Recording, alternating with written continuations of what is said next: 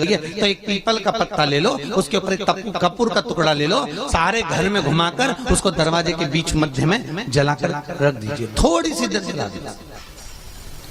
20 से 25 मिनट के अंदर स्वयं गुरु बाबा कहते हैं, राम सुनो, यदि कोई आरती में पूजन में घर में एक कपूर का टुकड़ा आरती के बाद में जब समर्पित करेगा तो उसको अश्वमेध यज्ञ का पुण्य प्राप्त हो जाएगा।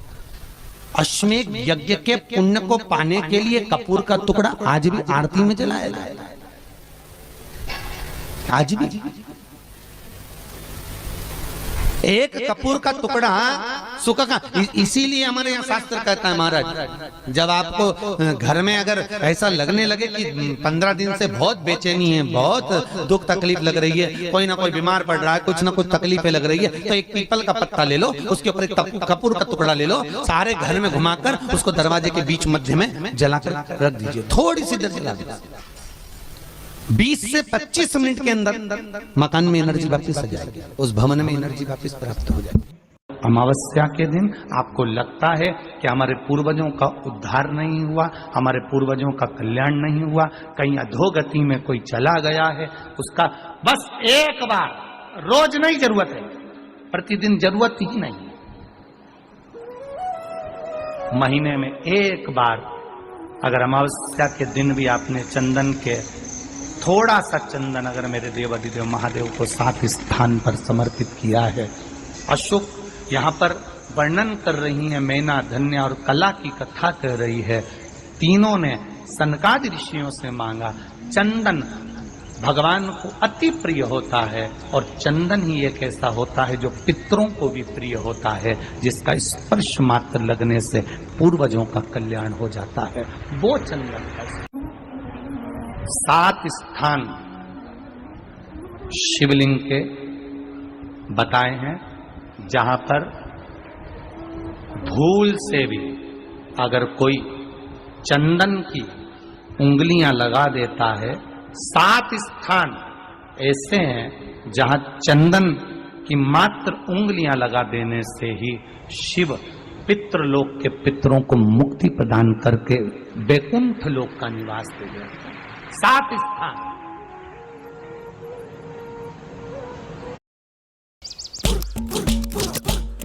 डिफेंसिव खेलना है, डिफेंसिव खेलने को बोला है, बोलना तो है।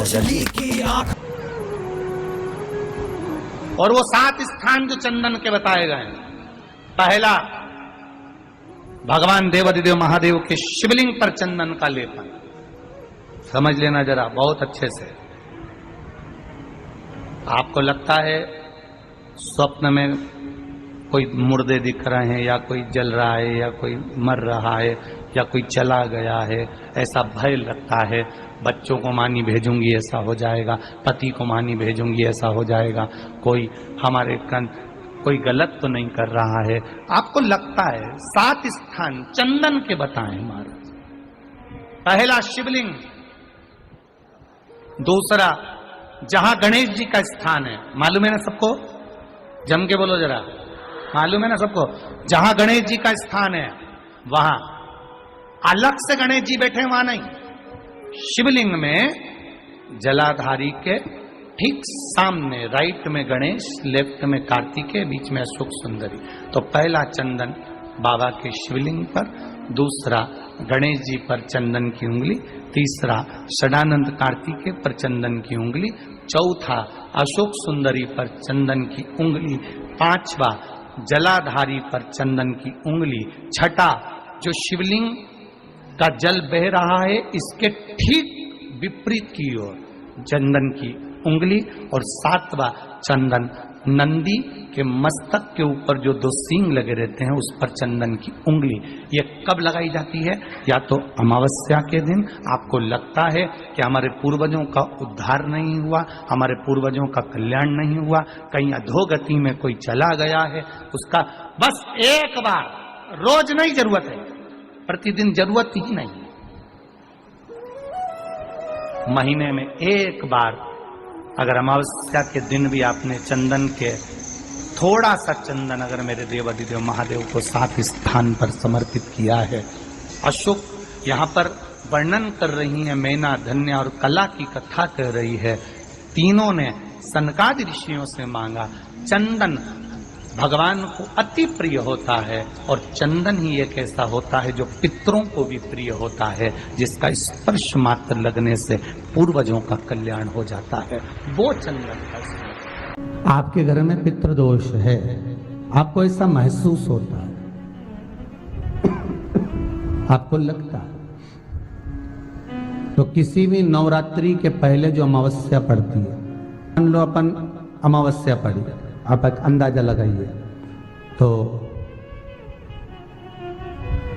जिस दिन अमावस्या रहे उस दिन चावल की कटोरी में एक कपूर का टुकड़ा रख दीजिए महाराज, छोटा सा, और कपूर का टुकड़ा रखकर उस कपूर को दरवाजे के बाहर कटोरी में ही, चावल रखी हुई कटोरी में ही उसको पितरों का स्मरण कर कर जला दीजिए। और जलाने के बाद उस चावल को कहीं भी किसी भी वृक्ष की छांव में पक्षियों के लिए डाल दीजिए। शिव महापुराण की कथा कहती है, अगर मान लो पितृ आपको कष्ट दे रहे हैं, पितृ आपको तकलीफ दे रहे हैं, कोई काम नहीं होने दे रहे हैं, या कहीं आपको ऐसा लगता है कि पितरों का दोष है, तो वो पितृ दोष देवी, अब ये जो आप करेंगे ये कब कर रहे हैं? अमावस्या के दिन आप उसको रख रहे हैं। अमावस्या के दिन उसको रखकर रात भर आपने रखा कपूर के साथ में, सुबह एकम पड़ गई, नवरात्रि लग गई, उसी दिन उसको जलाकर आपने पटक दिया। अर्थात उससे देवी और पितृ इन दोनों का आशीर्वाद जो प्राप्त होता है, तो घर में से पितृदोष समाप्त होकर लक्ष्मी की वृद्धि प्रारंभ हो जाती है, कार्य में सिद्धता आ जाती है। मान लो अगर पितृदोष है तो करो, नहीं है बड़े अलमस्ती से रहो, तो ये पितृदोष का स्मरण। तो यहाँ शास्त्र कह रहा है कि पितरों का जो लोक होता है, पितर जो लोक होता है, उस पितृलोक में 64 योगिनियां प्रवेश नहीं करती। शिव महापुराण कर रही है, शंकर की कथा कर रही है। एक छोटा सा उपाय अवश्य करिएगा। मान लो आपको लग रहा है कि आपके घर में पितृदोष है, आपको ऐसा महसूस होता है, अमावस्या पड़ती है, चावल की कटोरी में एक कपूर का टुकड़ा रख दीजिए महाराज, छोटा सा, और कपूर का टुकड़ा रखकर उस कपूर को दरवाजे के बाहर कटोरी में ही, चावल रखी हुई कटोरी में ही उसको पितरों का स्मरण कर कर जला दीजिए। और जलाने के बाद उस चावल को कहीं भी किसी भी वृक्ष की छांव में पक्षियों के लिए डाल दीजिए। शिव महापुराण की कथा कहती है, अगर मान लो पितृ आपको कष्ट दे रहे हैं, पितृ आपको तकलीफ दे रहे हैं, कोई काम नहीं होने दे रहे हैं, या कहीं आपको ऐसा लगता है कि पितरों का दोष है, तो वो पितृ दोष देवी, अब ये जो आप करेंगे ये कब कर रहे हैं? अमावस्या के दिन आप उसको रख रहे हैं। अमावस्या के दिन उसको रखकर रात भर आपने रखा कपूर के साथ में, सुबह एकम पड़ गई, उसी दिन उसको जलाकर आपने पटक दिया। अर्थात उससे देवी और पितृ इन दोनों का आशीर्वाद जो प्राप्त होता है, तो घर में से पितृदोष समाप्त होकर लक्ष्मी की वृद्धि प्रारंभ हो जाती है। अमावस्या के दिन प्रदोष काल में, प्रदोष के समय पर, प्रदोष काल में शाम के समय पर जाकर किसी भी नदी, तालाब, बावड़ी, कुआं, कहीं ना कहीं जो आपके पास में हो, वहां पर एक घी का दिया, बत्ती का मुंह दक्षिण की ओर कर कर अवश्य जला कर जाना, सारे पितृ दोष समाप्त हो जाएगा। अगर नदी, तालाब, बावड़ी, कुआं नहीं है तो पीपल का वृक्ष हो या बेलपत्री का वृक्ष हो या बट का वृक्ष हो, उसके नीचे लगा दो प्रदोष काल में। पर अमावस्या के दिन लगाएं जरूर। क्यों? क्योंकि अमावस्या 16 दिन तक पितृ मृत्यु लोक में आने के बाद में भोजन ग्रहण करते हैं। अमावस्या के दिन पितृ शाम के समय प्रदोष काल में शंकर भगवान का नाम जाप कर कर नदी, तालाब, बावड़ी पर पानी पीने जाते हैं। वहां से जल का आचमन कर कर पितृ अपने लोक को चले जाते हैं प्रदोष काल के समय पर। इसलिए प्रदोष काल में जलाशय के पास में बावड़ी, कुआं, नदी, तालाब के किनारे पर दिया लगाया जाता है, दक्षिण की ओर मुख कर कर बत्ती का, तो पितृ आशीर्वाद देते हुए जाते हैं कि फलो फूलो, आगे बढ़ो, उन्नति करो, तरक्की करो। ये पितरों का आशीर्वाद रहता है, पितरों का वर रहता है। आप देंगे, कुछ करा ना करा, फिर अमावस्या के दिन उस दिन दिया दक्षिण की ओर बाती का मुख कर कर। 7 स्थान ऐसे हैं जहां चंदन की मात्र उंगलियां लगा देने से ही शिव पितृलोक के पितरों को मुक्ति प्रदान करके वैकुंठ लोक का निवास दे रहे हैं। 7 स्थान, और वो 7 स्थान जो चंदन के बताए गए हैं। पहला, भगवान देवाधिदेव महादेव के शिवलिंग पर चंदन का लेपन। समझ लेना जरा बहुत अच्छे से। आपको लगता है स्वप्न में कोई मुर्दे दिख रहे हैं, या कोई जल रहा है, या कोई मर रहा है, या कोई चला गया है, ऐसा भय लगता है। बच्चों को मानी भेजूंगी, ऐसा हो जाएगा।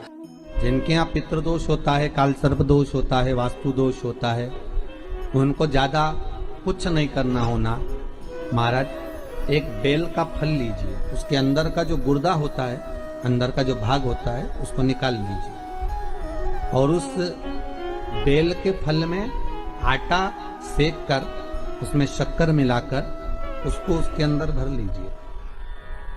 अमावस्या के दिन सुबह 10 बजे से पहले उसको अपने घर में घुमाने के बाद में जिसको काल सर्प दोष बताया है, पितृदोष बताया है या वास्तु दोष का स्मरण बताया है, घर में सब दूर घुमाकर अपने परिवार का हाथ का स्पर्श कराकर पीपल के पेड़ के नीचे खड्डा खोदकर उस बेलपत्र के उस फल को दाब दीजिए। महाराज केवल एक अमावस्या करना रहता है, पितरों के दोष से मुक्ति मिलती है और हमारे घर के कार्य सफल होना प्रारंभ हो जाता है। पति को मानी भेजूंगी, ऐसा हो जाएगा।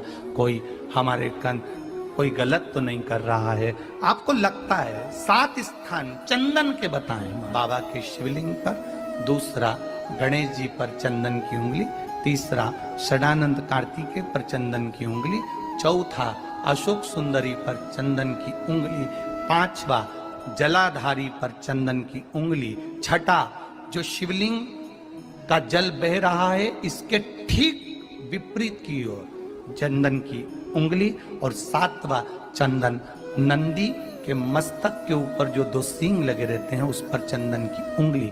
ये कब लगाई जाती है?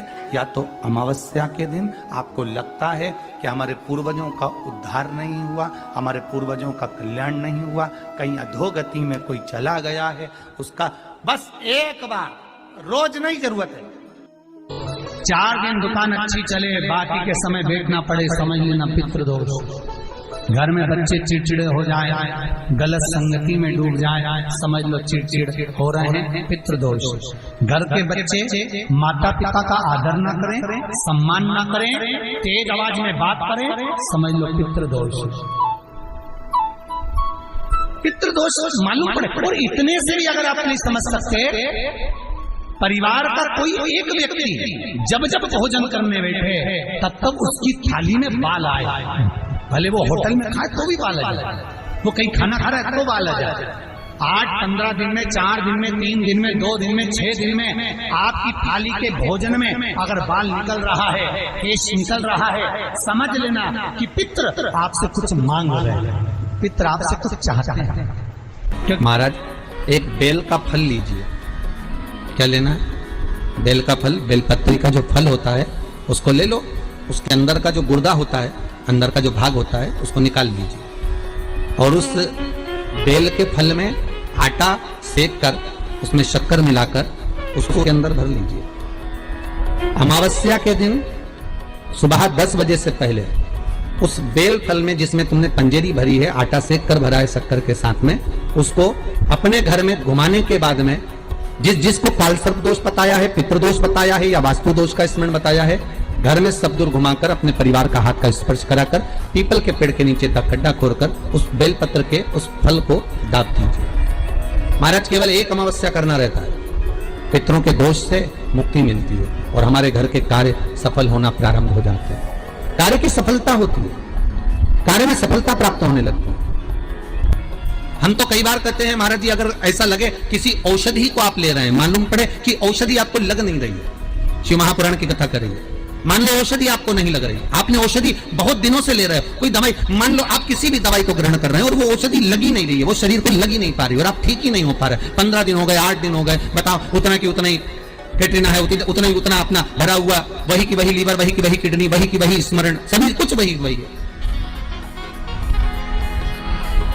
उतने की उतना ही, बीपी भी ऊंचा नीचा चल रहा है, पर लेवल में नहीं आ रहा, शुगर भी लेवल में नहीं आ रही, तो प्रयास करा करो महाराज। बेलपत्री के फल का जो गुर्दा है, अंदर का जो भाग है फल का, उसको पानी में गला लीजिए और प्रदोष कम से कम प्रदोष नहीं हो और बीमारी जरा दवाई लगी नहीं रही हो तो बिना प्रदोष के भी कर सकते हो। उसको पानी में गलाइए आधा घंटा पानी में। जैसे आपको सुबह मंदिर जाना है 10 बजे, तो सुबह स्नान कर कर कम से कम 6:30-7 बजे उसको पानी में गला दीजिए और उस बेले के फल का गुर्दा से गला हुआ पानी शिव जी को ले जाकर समर्पित कर दीजिए महाराज। उस पानी में से थोड़ा सा 1 चम्मच पानी शिव जी पे चढ़ा हुआ लेकर आ जाइए। उस पानी को जो बीमार व्यक्ति है उसको औषधि देने से पहले मात्र आधी चम्मच से भी आधा चम्मच उसको दे दीजिए। भगवान शंकर का श्री शिवाय नमस्तुभ्यम का जाप कर कर उस पानी को देने के बाद अगर आप औषधि देंगे तो ये पक्का है कि औषधि अपना कार्य करना प्रारंभ कर देगी और वो स्वस्थ होना प्रारंभ हो जाएगी। वो स्वस्थ हो औषधि